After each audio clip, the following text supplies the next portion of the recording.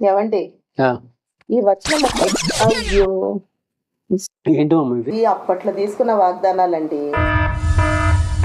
Promise cards గురించి నీకు తెలుసా? ప్రామిస్ కార్డ్స్ అనేది అపోస్తులు స్థాపించినటువంటి ఆచారం కాదు.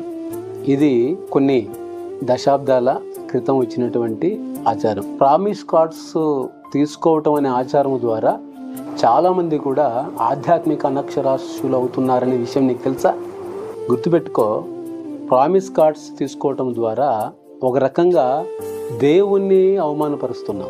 ఆ ప్రామిస్ కార్డ్స్ అనేవి, వాగ్దానాలు అనేవి బైబిల్ గ్రంథంలో ఒక్కొక్కరికి ఇవ్వబడ్డాయి కానీ మనకి నేరుగా ఇవ్వబడలేదు. నేరుగా ఇవ్వబడినటువంటి వాగ్దానాలను కార్డుల రూపంలో ప్రింట్ చేసి ఇవ్వటం అనేది దురాచారము, మూఢనమ్మకము, మూఢభక్తి, మూఢాచారం. వాస్తవానికి బైబిల్ ఏం చెప్తుందంటే దేవుని వాగ్దానములన్నీ కూడా క్రీస్తు యేసునందు నెరవేర్చబడ్డాయి అని చెప్తున్నాయి.